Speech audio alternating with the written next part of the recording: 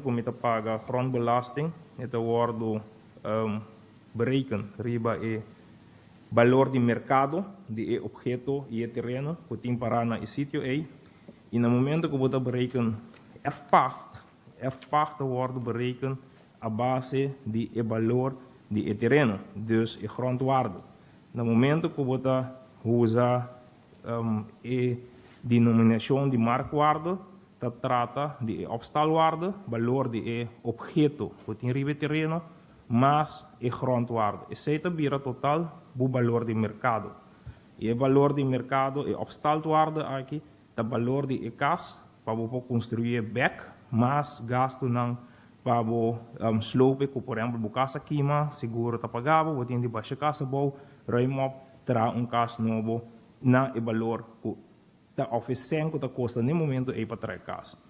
So, no momento que nós que papia over de cobra F-pacht of cobra huur, se nós vai over na usa valor de mercado, isso significa que nós vai slag aan e nós vai cobra, é um que está dono de terreno aí, ou é um que tem terreno de F-pacht, ou seja, a parte se governo, você vai cobrar 2 vezes arriba o valor de mercado. Então, isso aí não está bom e não está possível tampouco. Talvez aí nós aqui da para arriba, que parte de F-pacht, meester usa grondwaarde, valor de terreno e no valor de mercado.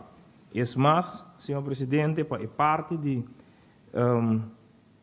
terreno não para cobrar F-pacht waarde, tem fórmula não que você usa. Você bisa, por exemplo, para fazer distinção, se essa aqui está comercial, terreno para comércio, me cobra 100% de valor de terreno via 6%. Se está para vivienda, me cobra 75% via valor de terreno via 6%. Se porta um terreno para crash, algo social, me cobra porta 50% ou 10% de valor de terreno via 6%. Esse aí para fazer a distinção de funcionam que o terreno tem. Esse é fórmula social que está sendo aplicada hasta na Holanda, de calculação de F-pacht.